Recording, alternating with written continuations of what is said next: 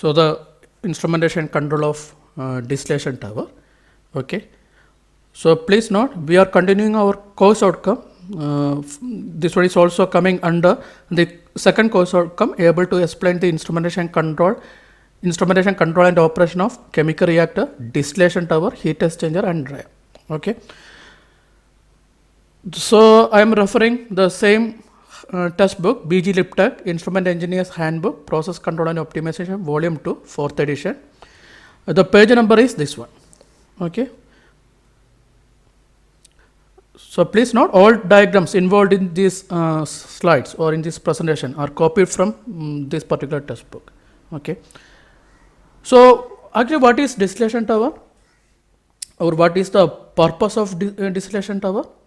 Actually, distillation tower is used to suppress the mixture of a liquid. A liquid may have more than one component, like petroleum. Petroleum have petrol, diesel, some gases, dissolved gases, etc., etc. So how we are separating these components? By using distillation. So how distillation tower is distillating these components? By using the difference between the composition of these components. Okay, different components are, and these different components have different properties. For example, the boiling point of different components may be different. If it is a mixture, it will have a particular boiling point, and if you are removing one component, the boiling point will change. Okay, so that is one change. The effect of temperature on that constitution is different. Effect of pressure on that constitution is different. Okay, then we are separating the different components, that is mixtures involved in a particular liquid, by using the composition or the difference of composition between liquid and vapor formed from the liquid. Okay, first we are forming liquid and vapor from the feed liquid. The feed is liquid, so that one is partially converted to vapor, so the remaining portion is liquid. So by using the difference in composition of the liquid and vapor, the mixture, some mixture is easily converted to vapor, some mixture is not easily converted to vapor, it will remain as liquid. Okay, so by using that difference in composition, we are separating the components. Okay, so it will have a number of applications. Okay, so please note, it is actually used to separate the required component from the remaining liquid. Okay, so first we have to discuss about distillation equipment. Okay, so this one is a schematic diagram of a distillation controller. Okay, this one is a distillation controller. So this one is a distillation tower here. So the purpose of distillation tower is used to separate, or it is used to convert the feed into vapor and liquid. That one is the purpose of this distillation column. So this one is known as distillation column or distillation tower, this particular one. Okay, so now here we have feed. This one is feed. So as distillation, the pressure inside the distillation tower is large, we have to pump the liquid into this distillation tower. So this one is feed pump. Okay, and we have to use preheater. I will tell you why we are using preheater here. Okay, so anyway, the feed with a particular temperature is pumped into this distillation tower. Okay, so inside this distillation tower, a portion of liquid is converted to vapor. So definitely, as the density of vapor is small, it will ascend the column, and the remaining portion, due to its large density, it will descend the column. It will, due to gravity, it will fall down. Right? Okay, so this red color shows the vapor portion, and the violet color shows the liquid portion. Okay, so please note, the column has actually two purposes. So here the first purpose is shown. It is used to split the liquid into two portions, vapor portion that is ascending the column, and liquid portion that is descending the column. Okay, and what is the second purpose? The column is also used to mix this portion. Means we need a perfect interaction between vapor and liquid. I will tell you why we need a interaction between liquid and vapor. Okay, so for a time being, the second purpose is used to provide a perfect interaction between liquid and vapor. So that one is a second purpose of distillation tower. Is it okay? So please note, the liquid is pumped into this distillation tower with a particular temperature. Inside the distillation tower, the small portion is vaporized. Small portion means I told you the liquid have a number of components. The component whose boiling point is small, that one is vaporized. And the component whose boiling point is large, that one is not vaporized. It remains as liquid. That is happening. Is it okay? So it have vapor portion and liquid portion. So I told you vapor portion is ascending the column and liquid portion is descending the column. It is coming down to the bottom side. Okay. So what is the purpose of preheater? Now I am going to tell you the purpose of preheater. So before that, we have to know two important concepts, that is bubble point and dew point. I told you we are feeding liquid. Assume that the feed is completely liquid. If the feed is completely liquid, then the temperature at which it first starts to boil, if you are slowly increasing temperature, the temperature at which it first starts to boil is known as the bubble point. Okay, now assume that the feed is completely vapor. Please note, in order to explain what is dew point and bubble point. In first case, we assume that the feed is completely liquid and the temperature at which it first starts to boil is known as a bubble point. Now assume that the feed is completely vapor, or that composition is completely vapor. If it is completely vapor and if you are decreasing temperature, the temperature at which it first starts to condense is called the dew point. Is it okay? If the composition is completely liquid, the feed means the composition, the input. If it is completely liquid, the temperature at which it starts to boil is known as the bubble point, and that if it is completely vapor, the temperature at which it starts to condense is known as the dew point. So the preheater is used to maintain the temperature of feed between this bubble point and dew point. Please note, the preheater is used to raise the temperature, it is used to maintain the temperature between the bubble point and dew point. So what's the advantage? If it is between bubble point and dew point, what is bubble point? The point at which it starts to boil. So definitely the volatile component will boil first. What is volatile component? The component which have small density, large effect, or if the temperature have large effect on a particular material, definitely it will boil. It is known as volatile component. Okay. So some components will boil because those components are volatile. Some components will not boil because those components are non-volatile. Okay. So if you are maintaining the temperature above that bubble point, definitely some components will boil. But if the temperature is less than the dew point, please note, all components will not boil. Only few components will boil. Okay. So the preheater is used to maintain the temperature between the bubble point and dew point. That is why, so please note, the preheater is just increasing the temperature of that liquid. Okay. So it will take some time to convert the volatile component to vapor. Before that, it will enter into the distillation tower. So inside the distillation tower, the volatile component is converted to vapor and non-volatile component is not converted to vapor. It will remain as liquid. Okay. So that one is the first operation. So now, what's the problem involved here? Even if the volatile component is converted to vapor, that is this red color, we can expect a small portion of non-volatile component is also converted to vapor due to some reason. We can expect that. Okay, so definitely this portion, the majority, something around 90% of this portion is volatile component, but we can expect 10% of non-volatile component. So now what we have to do, we have to convert or we have to take that non-volatile portion from this vapor. That we have to do. Is it okay?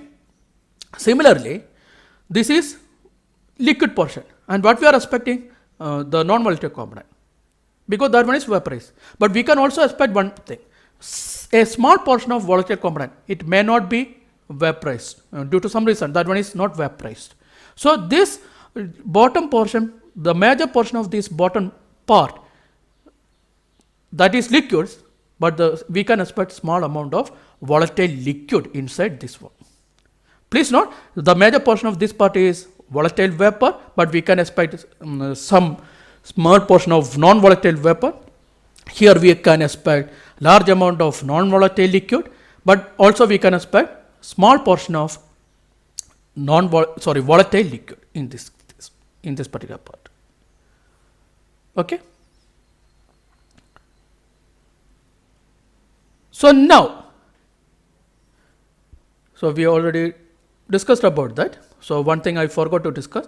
So if you are drawing so this one is a feed point. So if you are drawing a line here, the portion of this column above this line is known as rectifying section, and the portion below this line is known as the stripping section. The top portion, top half of this column, distillation tower, is known as a rectifying section, and the bottom half of this rectifier distillation tower is known as stripping section. Okay, I'm sorry, that I forgot to tell you that.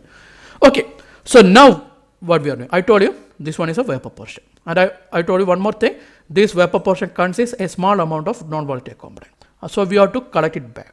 So this vapor portion is passed through a condenser. Vapor portion is passed through a condenser. So this one is the symbol of condenser, once we discussed about that. So this one is passed through the condenser. So what will happen? We are passing this vapor portion through the condenser. So the non-volatile component is condensed first. So that one is collected inside this accumulator. Okay, so the bottom portion of this accumulator is liquid and the top portion is vapor. Okay, so now what we are doing? Now this liquid portion, a small amount of this liquid portion is taken back into this distillation tower. So this is liquid. So we are feeding back, or we are recirculating this liquid portion into this distillation tower from the top point. So you can see that top portion is actually we have vapor. So from the top point we are recirculating this liquid. So here we have a perfect interaction between vapor and liquid, because the major portion is vapor, and through that vapor the liquid is falling. The liquid portion is small, this vapor is more. Okay, so if you are pumping this liquid, not completely, partially, into this distillation tower, we have an interaction between this vapor and this liquid. What is the advantage of this one? I told you, by using this condenser, this non-volatile component is condensed. That is theoretically. Practically, again, in every system we can see some imperfection.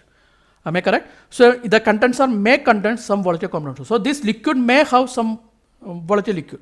So if you are recirculating this one, due to this interaction, this volatile vapor, this vapor portion is capable to separate this volatile liquid from this liquid portion.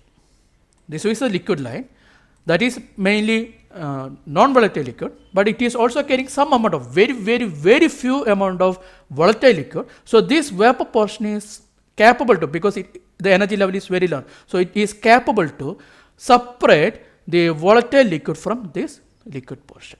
So what's the advantage? Due to this interaction, this is known as the interaction of a counter flow. We have two counter flow. Due to this interaction, we can maximize the separation of volatile component from non-volatile component.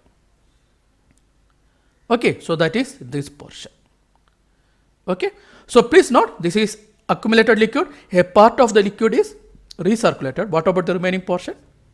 remaining portion is taken as the product. It is known as distillate. So if you are taking this, a part of this liquid as product, this is known as liquid distillate. In some situation, we need vapor distillate. So we can take this one. From this point, we have to take the output. Then it is known as vapor distillate. Distillate means product mainly. Okay. So this is top portion. Now what is happening to this bottom portion? So what is bottom portion? The feed is separated into vapor and liquid. So I told you the liquid mainly have the non-volatile liquid, but it also have some amount of volatile liquid. So now that one is passed through reboiler. So this is reboiler. The reboiler is actually used to vaporize liquid. It is opposed to condenser. Condenser is used to condense vapor to liquid. Reboiler is used to vaporize liquid to vapor. Okay, so this is actually liquid. So inside this one we have liquid. Okay, a small portion is vaporized. So definitely it will accept. I told you this input to this reboiler is liquid, and something around 90% of this liquid is non-volatile, 10% is volatile. Both are liquid. This is liquid portion. That one is passed through reboiler. So if you are perfectly setting the characteristics of reboiler, perfectly setting the characteristics means if you are perfectly maintaining the flow rate of heat transfer medium through the reboiler. This is heat transfer medium. The heat transfer medium is steam. So if you are perfectly setting the flow rate of this steam, okay, then reboiler will boil this volatile portion to vapor. Okay, so this is actually volatile portion theoretically, but practically again we can expect something around 1% of non-volatile component also. But don't worry about that. So anyway, this is vapor. Okay, so that vapor portion is recirculated into this distillation tower from bottom point. Please note the bottom half is actually liquid portion. So this vapor is rising to this top point through this liquid portion. The major component is liquid. So through that liquid, vapor is ascending this column. So what is happening? This liquid, the large amount of liquid and its temperature is sufficient to strip that liquid from this vapor. This vapor have some non-volatile component also. So this liquid portion is capable to strip that non-volatile vapor from this vapor portion. So immediately that non-volatile component is liquefied. That is condensed. Okay. So even the non-volatile component condensed like this way. Similarly, this is liquid portion. This is condensed liquid, which is carrying small amount of vapor. So due to this interaction, the remaining volatile component is vaporized like this way. Is it okay? So this one is the operation of distillation tower. Okay. So this is distillation tower. So distillation tower alone can't provide maximum suppression, 100% suppression. We have to use a number of components like preheater we have to use condenser, we have to recirculate it, we have to use reboiler, we have to recirculate vapor also. This vapor portion is known as, after reboiler I told you, we have a vapor portion that one is recirculated, it is known as boil up. This is known as boil up. Please note that. This is known as boil up. And the remaining portion, so after reboiler, the volatile component is evaporated. So the remaining portion, that is liquid, it is known as residue. This is residue. Okay. Similarly, in top portion, we are using condenser. I told you, we are recirculating this liquid portion. This is known as reflux. This is known as reflux. Okay. Then this output is known as distillate. I told you the distillate may be liquid distillate or vapor distillate. In this figure, you can see the distillate is a liquid distillate. Okay. Any doubt?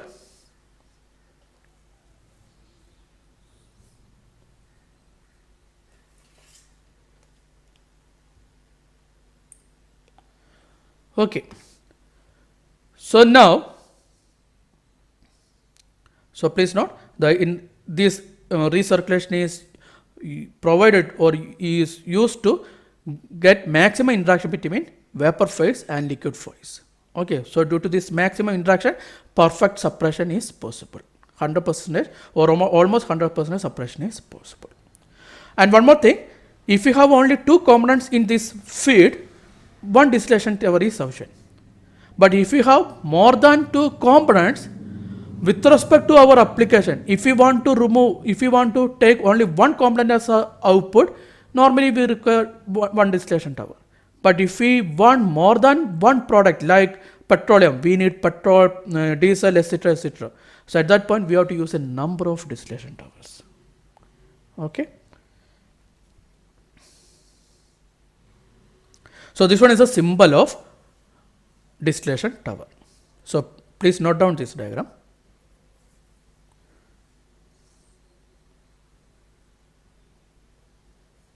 So now what are the variables involved in this distillation tower? If you are considering column, these are the four variables involved in this distillation tower. That is overhead temperature. There is no need to note down this diagram. So overhead temperature, this is just an information only. So overhead temperature, overhead pressure, overhead composition, overhead flow rate. Four variables are there. The interesting thing is out of these four variables, two variables are dependent variables. So means if we know two variables, the remaining two we can represent that or we can replace that by using the independent variable. So we have only two independent variables. So number of independent variables involved in this distillation tower is 2. Now this one is the bottom side. So bottom side we have this much thing. Okay, no, not bottom. So I am very sorry. This is bottom side. Okay. So bottom side means bottom temperature we have to know. Then bottom pressure. Then bottom composition, bottom flow rate. So out of this we have two independent variables. I told you here we have four variables. Okay. So a small mistake is that out of these four variables, these three variables, out of these first three variables, two variables are independent. This one is a perfect independent variable, overhead flow rate, that is this flow rate. This is an independent variable. So that is one, it is not depending on any other. So if you are taking the remaining three, two are independent variable. Okay. So 2, 1, then 2. Now this bottom flow rate, this particular one, that one is an independent variable. Okay. Now feed temperature means we are taking the feed parameters, variables. So feed variables we have 1, 2, 3, 4, 5. 5 variables are there.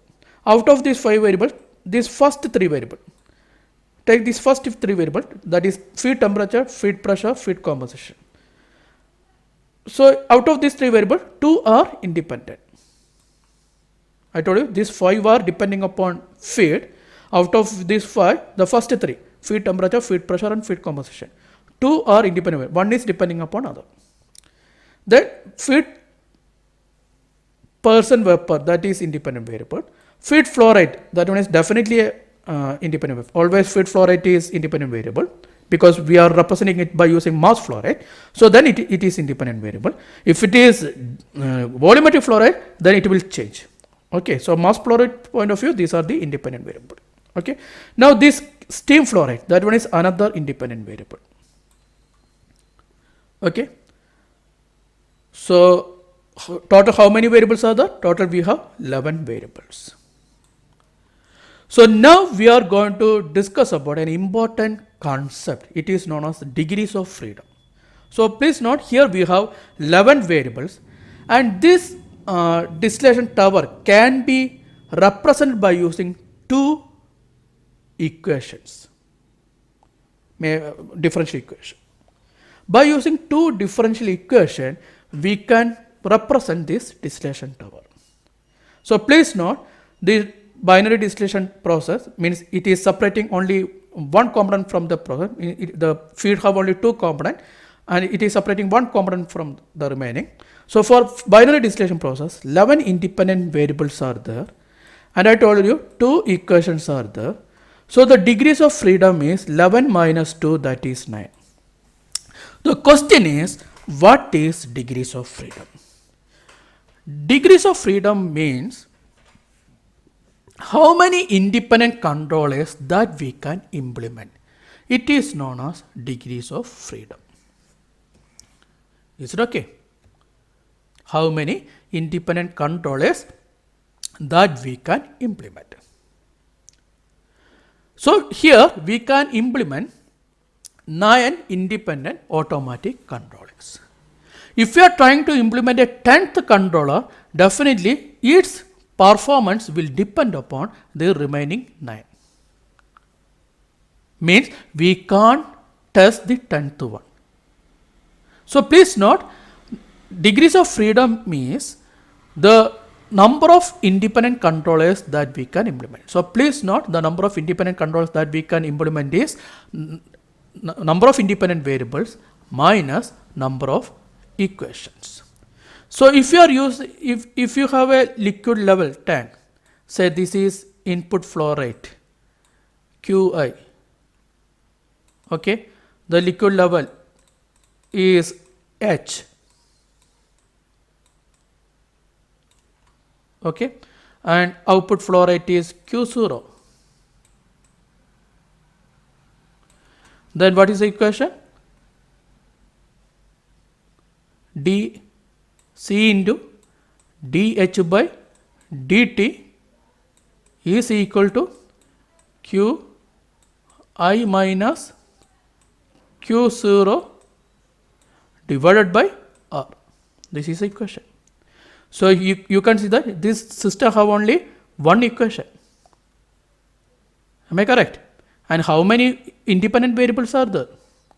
Here the independent variables are how many?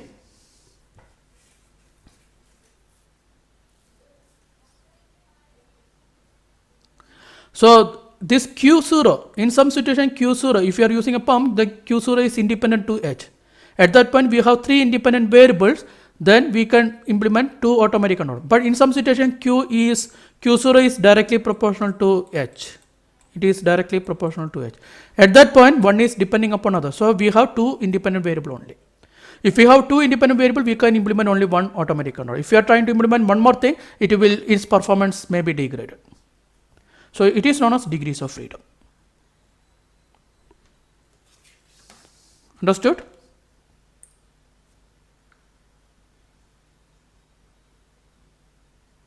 Okay. So these are the guidelines for identifying manipulating variable. Okay. Actually, നമ്മുടെ ഈ ടോപ്പിക്കുമായിട്ട് ബന്ധപ്പെട്ടുള്ളൊരു ഇതല്ല, ഒരു slide അല്ല ഈ കാണിച്ചിരിക്കുന്നത്. പക്ഷേ എനിക്ക് തോന്നുന്നത് ഒരു ഇൻഡസ്ട്രി പ്രോസസ് കൺട്രോൾ പോലത്തെ സബ്ജക്റ്റിൽ എനിക്ക് തോന്നുന്നത് ഇത് പറയേണ്ട ഒരു ആവശ്യമാണെന്ന് തോന്നുന്നു. കാരണം പ്രോസസ് കൺട്രോൾ ഇൻസ്ട്രുമെൻറ്റേഷൻ ഈ ഒരു ടോപ്പിക് പഠിപ്പിക്കേണ്ട ആവശ്യമില്ല, കാരണം അത് ബേസിക് സബ്ജക്റ്റാണ്. അപ്പോൾ എനിക്ക് തോന്നുന്നത് ഈ ഒരു സബ്ജക്റ്റിലാണ് ഇത് പഠിപ്പിക്കുന്നത്, സിലബസിൽ ഇൻക്ലൂഡ് ആയിട്ടുള്ളൊരു സാധനമല്ല ഈ പറയണത്. So anyway, the guidelines for identifying the manipulating variable. These are the general guidelines. So please note, these are not steps, these are the guidelines only. You can follow, if you want you can follow, it will give better output. So the first one is manipulate the stream that has the greatest influence on the associate controlled variable. Manipulate the stream that has the greatest influence on controlled variable. Okay, that is first thing. So second guideline is manipulate the smaller stream if 2 streams have the same effect on the controlled variable. Say you have 2 choices. If you have 2 choices and these 2 choices have the same effect on the controlled variable, then select the smaller stream. Means if you are selecting a smaller stream, the size of control will reduce, cost will reduce, implementation cost will reduce, operation cost will reduce, etc. So always try to manipulate the smallest stream if two streams have the same effect. Please note, if two streams have the same effect on the control variable. Okay. The next one is manipulate the stream that has the most nearly linear relationship with the controlled variable.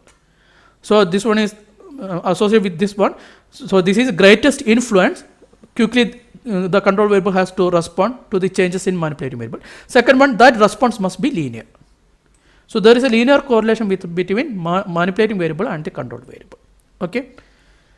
Then next one is manipulate the stream that is least sensitive to ambient condition. Okay, it must be least sensitive to ambient conditions. That is also very important. Okay. So ambient condition means also disturbance. It must be least sensitive to ambient conditions and disturbance. And last one is manipulate the stream least likely to cause interaction problem. In some situation, some manipulating variable may be interacted with some another process or something. So at that point, even if you are controlling that manipulating variable, the value of that manipulating variable may change due to some other interaction. So that one is not a good thing. So try to select the stream which you don't have or which have least likely cause of interaction problems. Okay, so please note that if you have a number of choices, the stream which have small interaction with the remaining process, that you have to select. Okay, so